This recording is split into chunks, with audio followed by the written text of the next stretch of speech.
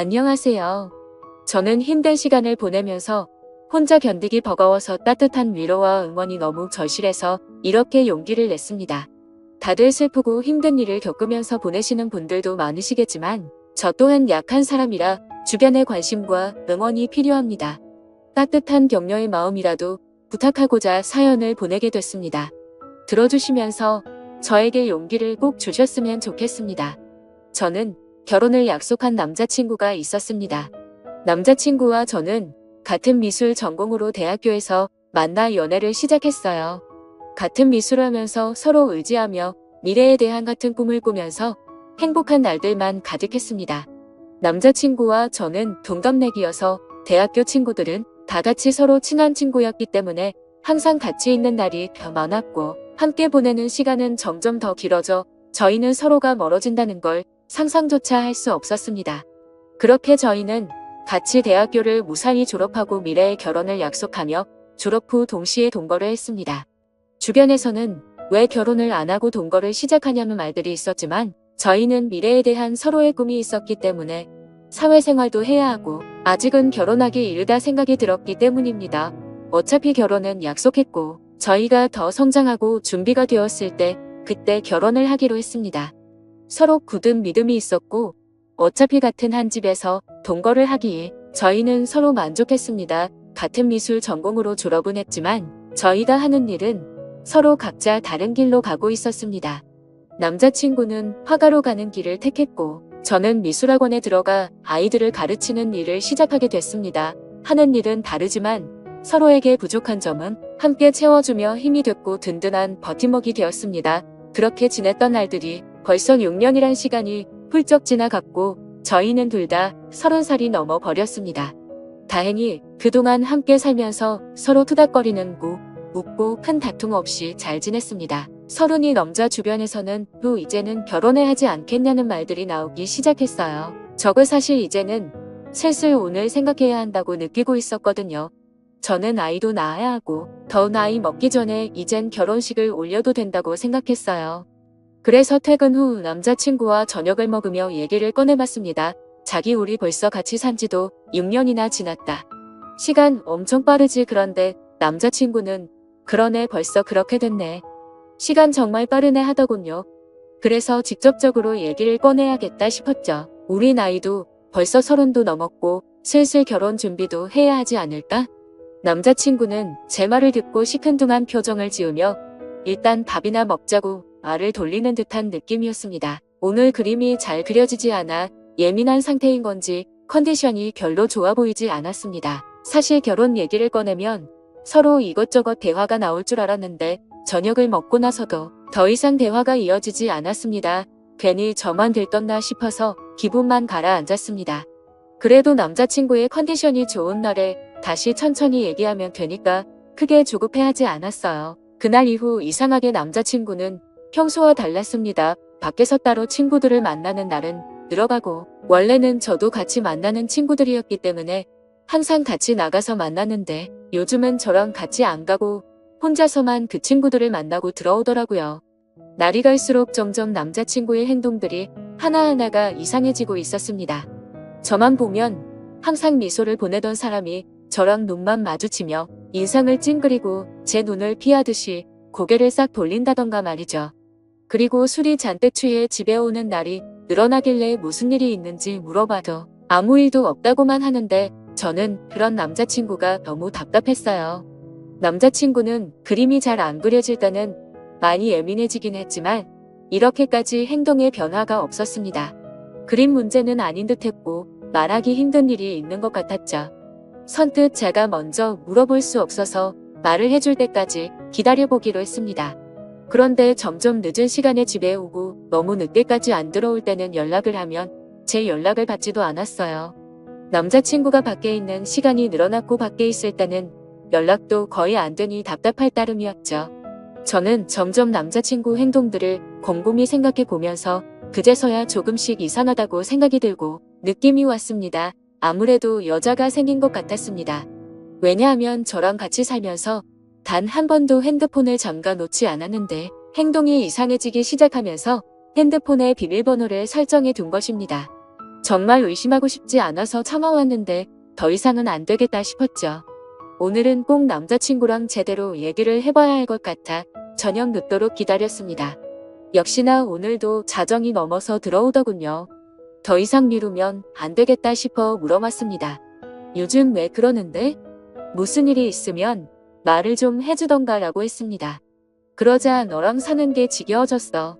네가 하는 잔소리도 듣기 싫고 나 혼자 있고 싶다. 그 말을 듣는 순간 머리를 망치로 맞는 기분이었습니다.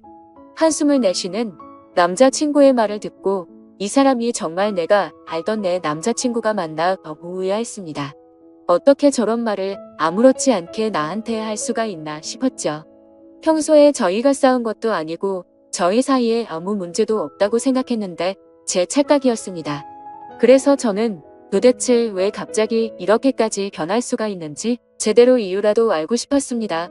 저는 화가 나서 따지면서 물어봤어요. 내가 지겨워졌다고. 혹시 다른 여자 생겨서 그런 거야? 남자친구는 잠시 머뭇거리더니 내가 다른 여자 생겼으면 우리 헤어질 거야. 남자친구의 그 말에 저는 눈물이 났습니다. 왜 이렇게까지 저한테 잔인하게 말하는 건지 마음이 너무 아팠어요. 그러자 남자친구는 울고 있는 저를 보면서 또 인상을 찡그렸습니다. 그 모습을 보면서 저는 정말 남자친구가 나에 대한 마음이 변했다는 걸 확신했습니다. 저만 보면 눈이 자동으로 찡그려질 정도로 제가 그렇게 싫어진 걸까요? 왜 우리가 갑자기 이렇게 됐을까 생각해보니 제가 결혼 얘기를 꺼내고 나서 그렇게 된 것 같았어요. 저는 한 번 더 확인해 보고 싶어서 물어봤죠. 혹시 결혼 얘기가 많이 부담됐었어? 부담되면 천천히 해도 되는 거잖아. 그러자 남자친구는 너랑 사는 게 이제 지겨워졌다고. 뭐 사야 듣겠어? 다시 말해줄까? 남자친구는 또 인상을 쓰면서 말했습니다. 다시 한번 남자친구의 진심을 듣게 되니 견딜 수가 없었어요. 그렇게 며칠이 지나고 한 집에 있는 것도 불편한지 남자친구는 외박을 하는 날도 생겼습니다. 집에 있을 때는 전화가 오면 제 눈치를 한번 보고 나서 자리를 옮겨 전화를 받더라고요. 요즘 남자친구가 만나는 친구들한테 연락해서 왜 저러는 건지 물어보고 싶었지만 친구들이 모를 수도 있는데 제가 괜한 말을 하는 것일 수도 있어서 쉽게 연락을 하지 못했습니다. 아무튼 날이 갈수록 혼자 감당하기가 너무 힘이 들었어요. 반복되는 하루하루가 저를 지치게 만들었고 더 이상 우리가 함께 하지 못할 것을 느끼기에 저는 남자친구의 말을 받아들이기로 했습니다. 함께 사는 집의 보증금은 반반 나누어서 했기 때문에 남자친구가 집이 정리되면 돈을 보내주기로 했습니다. 그렇게 우린 이별을 하고 말았습니다. 결혼을 약속하며 긴 시간을 함께 살았기 때문에 우리가 영원할 거라고 생각했는데 모두 저만의 착각이었던 거죠. 이렇게 쉽게 깨질 인연이었는지도 모르고 행복한 미래만 꿈꾸던 저는 마음이 모두 무너져 내렸습니다. 아무것도 손에 잡히지 않아 저는 하던 일도 그만두고 본가로 들어갔습니다. 그리고 얼마 후 보증금의 절반이 제 통장으로 들어왔고 집 정리가 다 끝난 거구나 생각을 했죠. 남자친구와의 긴 추억이 모두 끝나버린 기분이 들었습니다. 몇 날 며칠을 얼마나 울면서 지냈는지 모릅니다. 함께 6년이란 시간 동안 울고 웃으며 부부처럼 살았는데 한순간에 이렇게 끝날 거라고는 상상조차 하지 못했으니깐요. 그냥 혼인신고만 안 했지 이런 게 이혼이구나 싶었습니다.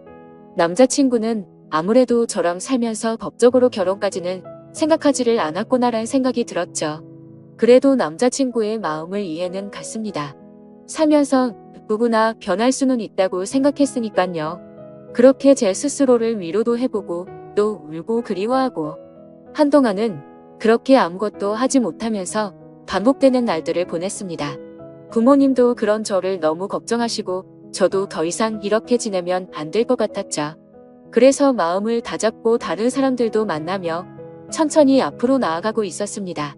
그렇게 몇 개월이 지나고 시간이 참 빨리 흐르는 듯한 느낌이었습니다. 대학교 친구들은 저랑 남자친구 모두 같은 친구들이었기 때문에 그동안 연락을 못하고 지냈지만 저는 이제 신경 쓰지 않으려고 노력하며 다시 친구들에게 연락을 했습니다. 저희가 헤어진 것을 알기 때문에 아마 친구들도 서로의 친구다 보니 먼저 저에게 연락하기 힘들다는 것을 알기 때문에 기다려준 친구들에게 너무 미안하고 고마웠습니다. 역시 친구들은 예전처럼 저를 반갑게 맞이해 주었습니다. 그러다 한 친구가 헤어진 남자친구의 소식을 알고 있냐면서 요즘 작품 개인전을 열고 있다면서 잘 지내는 것 같다면서 얘기를 해주더라고요. 사실 많이 궁금해하며 지냈습니다. 그림은 계속 그리는지 나 말고 딴 여자를 만나서 결혼을 했는지 말이죠. 믿고 원망하면서도 항상 궁금했으니까요. 아무튼 그래서 개인전을 하고 있다는 말을 듣고 고민이 많았습니다. 어떤 그림을 그렸을지 단순한 궁금증인지 내가 아직 미련을 못 버리고 그를 그리워하는 건지 제 마음을 확인해보고 싶었습니다. 그래서 저는 친구와 함께 그의 개인전을 찾아갔습니다. 도착해서 들어가는 계단에 올라갔다 내려갔다 몇 번을 반복하고 숨을 들여 마셨다 내뱉었다를 몇 번을 반복했는지 모릅니다. 친구는 그런 저를 보고는 못 들어가겠으면 들어가지 말자고 했지만 저는 이왕 여기까지 온 거 그림이라도 보고 가자고 다시 한번 마음을 다잡고 용기를 내서 들어갔습니다. 유명한 화가가 아니기에 위층으로 올라가 보니 규모가 크지 않은 아담한 공간이었습니다. 저는 첫 번째 그림부터 순서대로 그림을 보기 시작했습니다. 첫 번째 그림을 보면서 저는 마음속에 무언가 설레는 듯한 느낌과 따뜻한 느낌을 받았습니다. 전 남자친구가 지금 새로 만나는 여자와 행복하게 잘 지내고 있다는 걸 표현한 듯한 추상적인 느낌이었고 저도 모르게 그림의 매력에 빠져서 보고 있었습니다. 친구가 옆에서 작품 설명 좀 읽어보라고 재촉을 해서 읽어보고서 저는 크게 놀랄 수밖에 없었습니다. 작품 설명에는 대학교를 다니고 있는 시점에 첫 연애를 하며 느꼈던 감정을 표현했다 라는 추상화 설명인데 왜 이 작품에 저와 연애를 시작했을 때 마음을 표현한 건지 지금 다른 여자 만나면서 어떻게 이런 작품을 그린 것도 모자라 이런 설명까지 해놨다는 것에 도저히 이해가 되지 않았습니다. 도대체 무슨 생각으로 헤어진 저와의 추억을 다시 그림으로 그린 것인지 혹시나 하는 마음에 두 번째 그림을 보고 작품 설명을 읽어봤죠. 역시나 저와 있었던 지난 추억을 또 그림으로 표현하고 설명까지 돼 있었습니다. 점점 전 남자친구가 무슨 생각으로 이랬을까 궁금해졌습니다. 개인전인데 왜 굳이 헤어진 나와의 추억을 전시를 해놓았을까? 그림을 보면 볼수록 더 마음이 복잡해졌죠. 그리고 또 다음 그림들을 보는데 뭔가 마음이 무거운 듯한 느낌의 그림이었습니다. 왜 그림을 이렇게 표현했을까 설명을 읽고 보니 저와 헤어지고 본인의 마음이 적혀 있더라고요. 저는 더욱 그를 이해할 수가 없었습니다. 왜냐하면 분명히 본인이 헤어지자고 요구를 했고 제가 질린다면서 저랑은 더 이상 같이 살기 싫다고 저를 억지로 밀어낸 것도 그였기 때문에 정말 모순이라고밖에 느낄 수 없었습니다. 대체 그는 무슨 생각인 걸까? 왜 이런 그림을 그리고 왜 나와 이를 표현했고 설명까지 내가 그림들을 봐주기를 원했던 건지 이걸 보고 나보고 대체 무슨 생각을 하라는 건지 머릿속이 점점 복잡해져만 갔습니다. 계속 작품들을 보면서 마음이 아팠고 그러다 마지막 그림을 보는데 뭔가 잘못된 느낌이었습니다. 왜냐하면 그림이 아닌 새하얀 배지였기 때문입니다.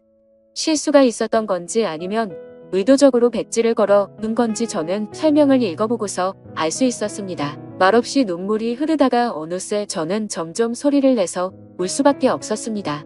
설명을 읽어보니 그는 점점 시간이 흐르면서 시력을 잃어갔고 실명이 된 것이었습니다.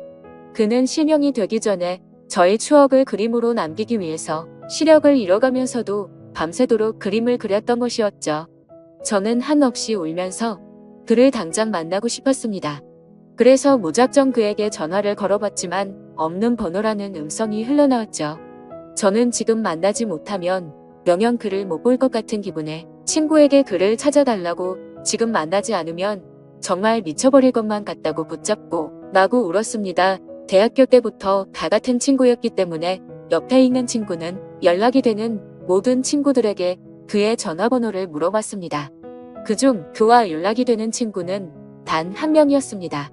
그래서 그 친구는 우리가 개인전에 와 있다는 얘기를 듣고서 잠시 머뭇거리다 번호를 어렵게 불러주기 시작했습니다. 저는 친구에게 내 얘기 하지 말고 나 대신 통화를 해서 만날 약속을 잡고 알려달라고 얘기했습니다. 그렇게 친구는 그와 약속 장소를 정하고 제가 그곳으로 갔습니다. 근데 장소는 그와 제가 살았던 그 집 근처 동네 카페였습니다. 왜 굳이 이쪽 동네에서 약속 장소를 정했는지 이상했습니다. 일단 그가 있는 카페로 들어갔고 구석 자리에 많이 수척해진 그가 보이더군요. 천천히 걸어가서 그가 있는 구석 자리 앞으로 갔지만 그는 정말 저를 보지 못했고 저는 일부러 조금 더 기척을 내기 위해서 의자 소리가 나게끔 들어서 앉았습니다. 그러자 그는 제가 아닌 약속을 잡은 제 친구인 줄 알고 인사를 건네기 시작했어요. 그가 말을 하는데 저는 계속 눈물이 나와 마음이 너무 아팠습니다. 이제 내가 앞에 있어도 전혀 알아보지 못한다는 것이 너무 슬펐습니다. 저는 그에게 친구가 아닌 저라고 사실대로 밝혔고 그는 너무 놀라 갑자기 일어나서 나가려고 하는데 제가 붙잡아서 다시 의자에 앉혔습니다. 그는 생각지도 못했다는 듯 당황을 했고 저도 마음을 추스리고 천천히 말을 이어갔습니다. 저는 그의 개인전에 다녀온 것을 말했고 그는 참고 참다가 눈물이 한 방울 흘러내리더군요. 저는 아직 그의 마음을 알 수 없었기 때문에 제가 궁금했던 걸 단도직입적으로 물어봤습니다. 어쩌다 멀쩡했던 눈이 왜 갑자기 실명이 됐고 나 싫다고 다른 여자한테 가서 잘 만나고 있을 텐데 왜 헤어진 나와의 추억을 그림까지 그리고 개인전까지 열어서 그림을 전시했는지 이해할 수 없으니 설명해 달라고 말했습니다. 그는 잠시 주춤거리며 입을 떼기 시작했습니다. 그는 제가 궁금했던 것들을 하나씩 설명하는데 찬찬히 들으면 들을수록 가슴이 미워지며 그가 원망스러웠습니다.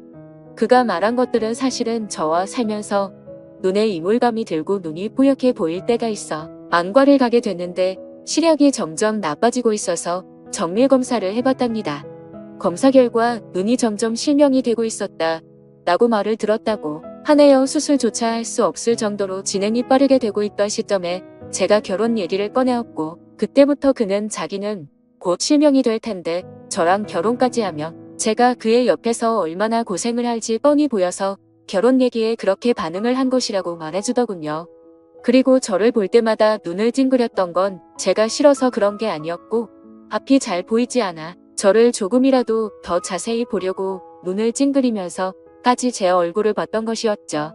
그리고 그는 저 말고는 다른 여자는 생각도 해본 적이 없기 때문에 당연히 다른 여자를 만난 적은 없었다고 하네요.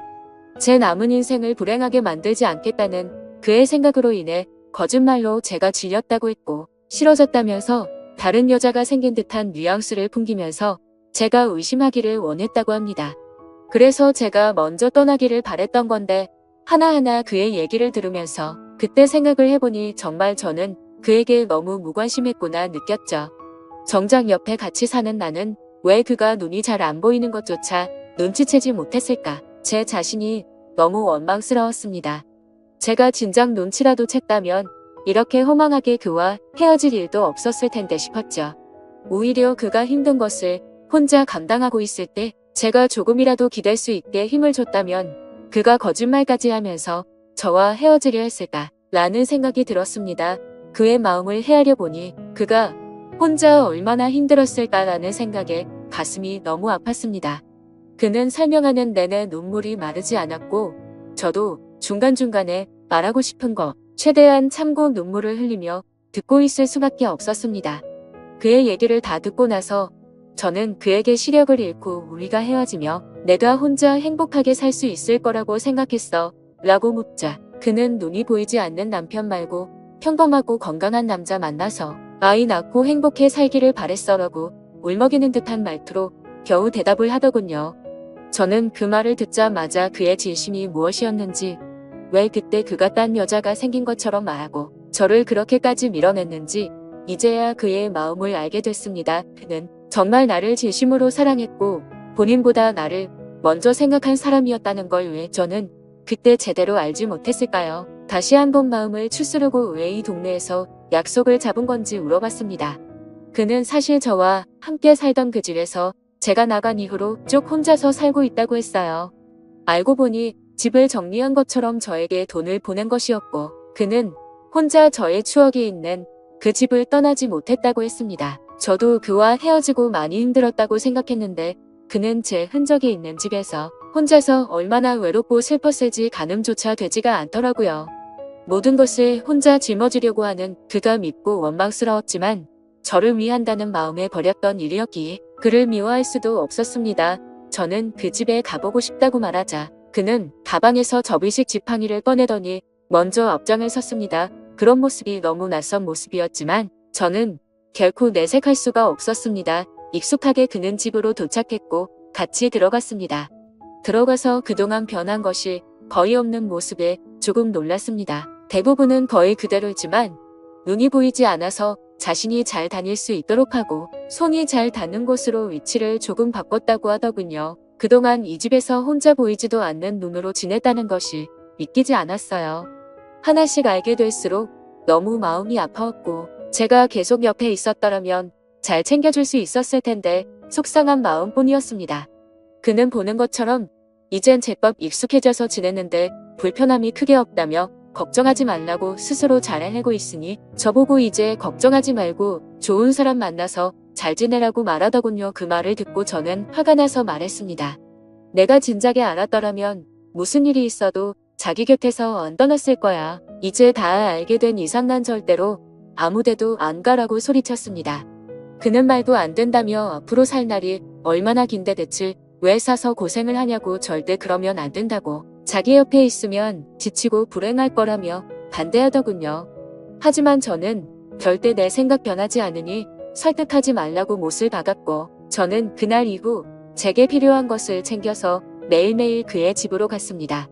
그가 조금이나마 불편하지 않게끔 제가 할 수 있는 것들을 찾아서 하고 밥도 같이 먹고 차도 마시며 대화하는 시간들을 많이 가졌습니다. 그는 처음에 오지 말라며 저를 밀어냈지만 저는 이번만큼은 제 의지대로 밀어붙였습니다. 그렇게 매일 같이 보내는 시간이 길어지며 저는 궁금한 것이 생각나서 물어봤습니다. 근데 개인전 열었을 때 마지막에 왜 백지를 걸어둔 거야? 라고 물어보자 내가 시력을 점점 잃어가면서 그날 딱 아무것도 보이지 않았어. 그래서 붓을 잡고 아무것도 그릴 수가 없었거든. 그 말을 듣고 그때 그의 심정이 어땠을지 생각하면서 정말 마음이 아파서 눈물이 나올 것 같았습니다. 하지만 이제는 그의 앞에서 약한 모습과 우는 모습을 느끼게 해주고 싶지 않았습니다.